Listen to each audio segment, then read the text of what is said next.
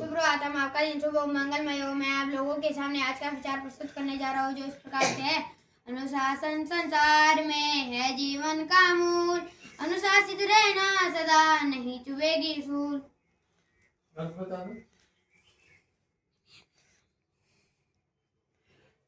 बता दो इसका सादा सादा बताओ, कोशिश करो। क्या बोल रहे हो? बहुत सरल अर्थ है। सीधा सीधा बेटा हैं? सरल अर्थ उसका कोई क्या पात्र नहीं है। जब आप दोहा बोल रहे हैं ना, उसका अर्थ भी तो बताओ। बोलो ना, शुरू की लाइन बोलो।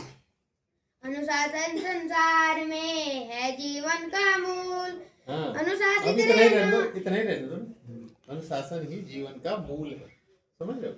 अनुशासन में अगर हम हैं तो हमारा जीवन अच्छा हो सकता है ना? जीवन अच्छा तभी हो सकता है जब हम अनुशासन में रहें। प्रत्येक चीज अनुशासन में है। देखो, हम एग्जाम्पल लेते हैं, जैसे अर्थ रिवॉल्व्स अराउंड द सन, एक अनुशासन है। सुबह होती है, फिर रात होती है, अनुशासन है। अब मान लीजिए वो अनुशासन में ना रहे, पृथ्वी किसी दिन सोचे कि नहीं मुझे रिवॉल्व करना, ना रोटेशन करना ना रिवॉल्यूशन करना, तो रात दिन होगा, ऋतुएं होंगी नहीं होंगी, है ना? देखो अभी थोड़े दिनों में इनमें पतझड़ आ जाएगी, फिर फरवरी मार्च आएगा, फिर उस पर हरियाली आ जाएगी। क्या था? ये भी अनुशासन में बने रहे, सब प्रकृति का हर चीज। तो हम भी अपने जीवन में अनुशासन का अनुसरण करें, अनुशासन में रहें। नहीं रहना चाहिए, है ना? अनुशासन में रहेंगे तो कई चीजें हमको दी जाती है, सीख लेते हैं हम फटाफट। ठीक है, तो इसलिए इसका जीवन का मूल कहा गया। Discipline is the root of life. Foundation यहीं से बनती है हमारी। अगर हम अनुशासित रहेंगे तो हमारी फाउंडेशन बहुत स्ट्रांग होगी। फाउंडेशन समझते हो? आपका जीवन का जो आधार है ना, जो अभी जिस एज में आप लोग हैं, तो ये आपका क्या बनेगा? बहुत स्ट्रांग बनेगा। वो आदत बन जाती है, और जब एक बार आदत बनेगी ना बेटा, तो जीवन भर आप अनुशासित रहेंगे। ठीक है, और जब अनुशासित रहेंगे तो सब कुछ आपको मिलता चला जाएगा। धीरे धीरे जैसे जैसे बड़े होंगे आप, तो आप अनुशासित पूर्ण रूप से हो जाएंगे। और जब जीवन अनुशासित रहता है ना, तो सब कुछ आपको, जितनी भी आपको लब्धियां चाहिए जीवन में, जो आवश्यक है, तो वो सारी मिलती चली जाती है। ठीक है बेटा? तो इसलिए अनुशासन का बहुत बड़ा महत्व है हमारे जीवन में, और अब इसे हमको इसको लाना है जीवन में उतारना।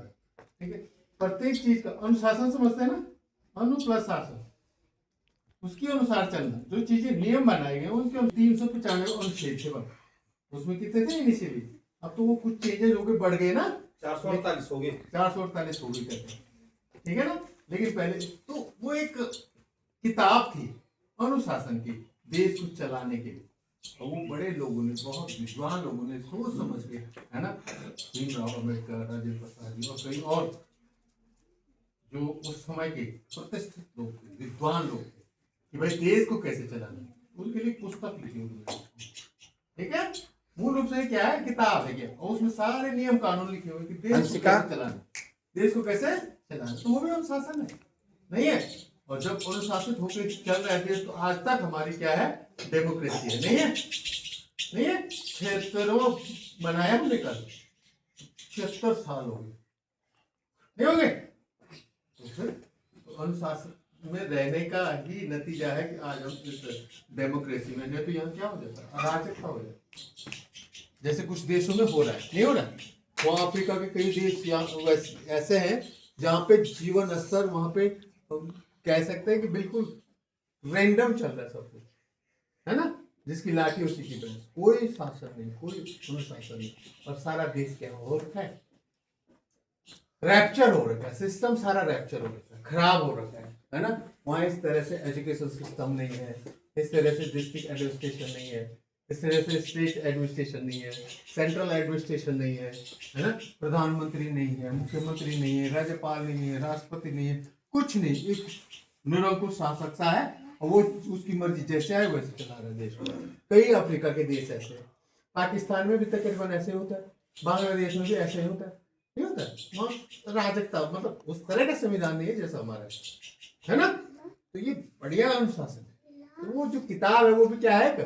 अनुशासन के लिए ही बनाई गई है। तो स्कूल में भी जैसे हमारे आप बच्चे हैं, आप पे भी कुछ अनुशासन लागू हो रहे हैं, नहीं है? भाई इस तरह से नहीं करना, ये नहीं करना, ऐसा नहीं करना, ऐसा नहीं करना, क्लास में शोर नहीं करना है, है ना। छोटों को प्यार से रखना है, बड़ों से रिस्पेक्ट से बात करनी है, टीचर्स को सम्मान देना है, गुजर माता को सम्मान देना है ना। और जो यहाँ पे आते हैं उनको सम्मान देना है ना। और रबिश लैंग्वेज यूज नहीं करनी, वो सब शासन में तो आता है। उछल कूद नहीं करनी, शोर नहीं करना है, पढ़ाई में मन लगाना है, ध्यान से पढ़ना है, छुट्टियां ज्यादा नहीं करनी है। तो आप पढ़ो तो बहुत सुंदर लाइन में पढ़ते हैं आप इसको। और मैं हाँ, धीरज धर्म मित्र अरुणारी, आपद काल परिधि चारी, विद्ध रोग बस जड़ धन हीना,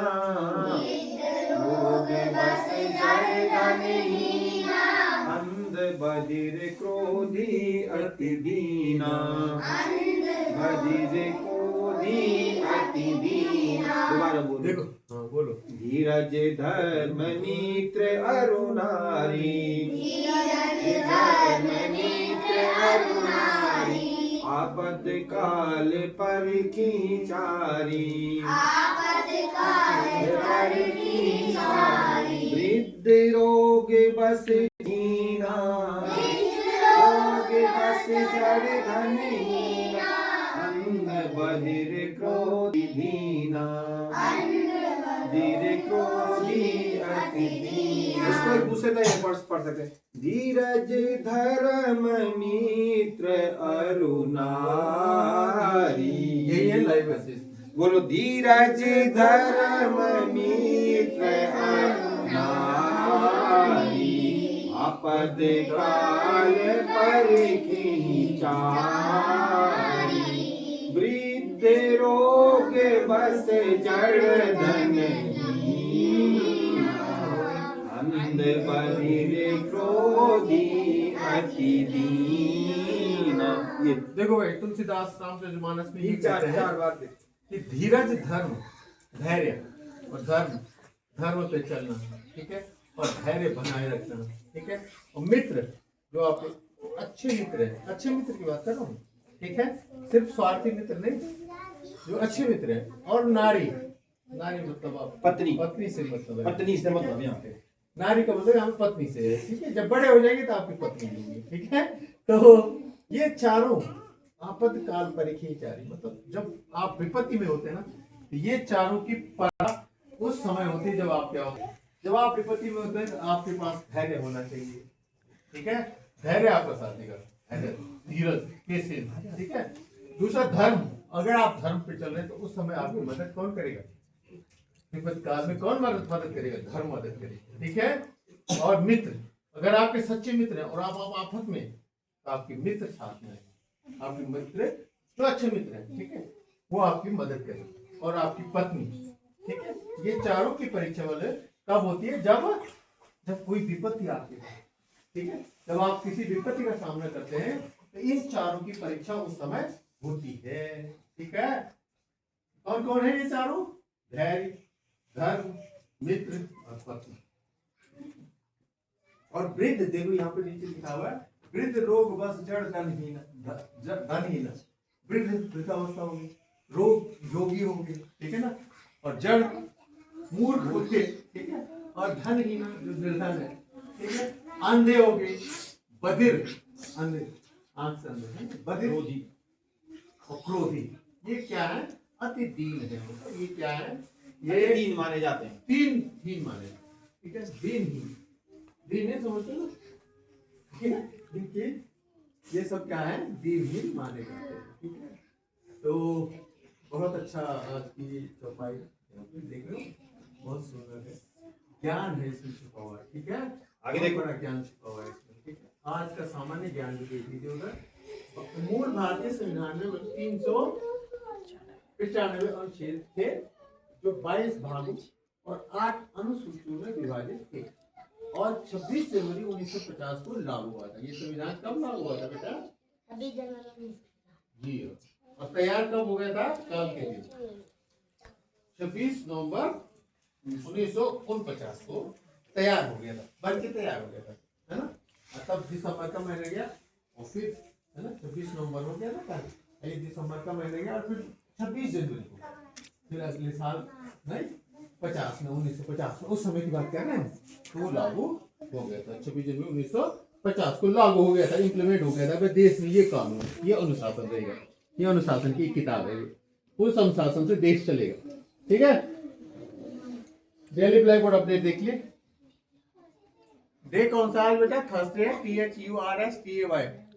और daily blackboard update 1904 Thursday, THURSDAY। Thursday date कौन सी है? 27 नवंबर 2025। 27 नवंबर 2025। ठीक है, आज का बहुमूल्य था, देखो वहां पे समय अमूल्य है, इसे व्यर्थ न गवाएं। समय क्या है? अमूल्य है, इसे व्यर्थ न गवाएं। अपना टाइम टेबल बना ले। पढ़ाई मैंने इतने घंटे करी, खेलना भी है उसमें 1 घंटे के अंदर 1-1.5 घंटा खेलना भी है, क्योंकि दिन भर सड़क पे नहीं घूमना, दिन भर क्रिकेट ही नहीं खेलते रहना, उसके लिए समय निकालो, टाइम टेबल अपना ही बनाना। ठीक है, और अगर टाइम टेबल बनाना जान गया तो उसको फॉलो करना भी सीख गए ना, जीवन में कभी आप पीछे नहीं रहेंगे। ठीक है, आपका जीवन अच्छा हो जाएगा, ये गारंटी है जी, पक्का।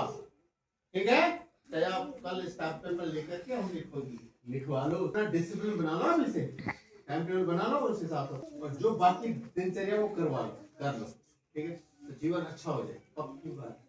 ठीक है, बहुत अच्छा करोगे जीवन में आप। ठीक है, इसलिए समय को गंवाना नहीं चाहिए, व्यर्थ नहीं गंवाना चाहिए। आज का वर्ड क्या है? Work, WORK, work. वर्क माने कार्य, वर्क माने कार्य, संस्कृत में बोलते हैं कार्यम। और आज का जीके, फिर वहां देखिए जीके दूसरा, कोण मापने की एक इकाई है डिग्री। क्या है? डिग्री। वैसे रेडियन में भी नापा जाता है। ठीक है, रेडियन भी होता है, वो सर्कुलर एंगल के लिए होता है, तो वो बाद में पढ़ेंगे आप रेडियन क्या होता है। ठीक है, सर्कुलर एंगल के लिए। ठीक है, और एक होता है स्टे रेडियन, वो सॉलिड एंगल के लिए होता है। जो एस्ट्रोनॉमी पढ़ेगा आप BSc MSc लेवल में, एस्ट्रोनॉमी पढ़ेंगे तो वहां जाकर के स्टे रेडियन भी होता है, तो जो कोण नापता है that is called solid angle. ठीक है, स्टे रेडियन। और रेडियन होता है कोण की दूसरी इकाई, और कोण की एक इकाई क्या है? डिग्री, जिसको आप इससे भी देखते हैं, नहीं देखते, इससे प्रोटेक्टर से चांदा होता है अनंत स्टार, तो प्रोटेक्टर से भी आप उसको देख सकते हैं, उसमें डिग्रीज में लिखे होते हैं। आज का स्पेशल है जयंती है जी गणेश वासुदेव मावलंकर जी की, और ये स्वतंत्रता सेनानी थे, और साथ में प्रथम लोकसभा अध्यक्ष 27 नवंबर 1888 को उनका जन्म हुआ। ये है ना, जन्म हुआ 1888 को। एक और महापुरुष के का जन्म हुआ था, उनका आपको याद है कौन थे वो? अब ये सामने क्या कहे प्रश्न हो गया कि प्रथम लोकसभा अध्यक्ष कौन थे भारत के? ठीक है, आ गया, उसको याद रखो। गणेश वासुदेव मावलंकर। गणेश वासुदेव मावलंकर। ठीक है, और ये धीरे धीरे आप अगर आप नोट करते हैं, डायरी में बनाते हैं, मेंटेन करते हैं, तो आपकी समूह के टेस्ट के लिए तो इतना अच्छा एक मैटर आपको तैयार हो जाएगा कि जैसे 12वीं पास करके आप पटवारी का टेस्ट देंगे, आज BA के बाद आप BA BSc जो भी करेंगे, उसके बाद आप पटवारी का टेस्ट देंगे, तो पटवारी तो ऐसे बन जाएंगे। इतनी चीजें आ रही है जीके की, यहाँ पर नहीं आ रही, उत्तराखंड संबंधित भी आ रहे, जनरल भी आ रहे, सब कुछ आ रहे, लेकिन करेगा कौन? करेगा वही जो काम करेगा। काम करेगा कौन?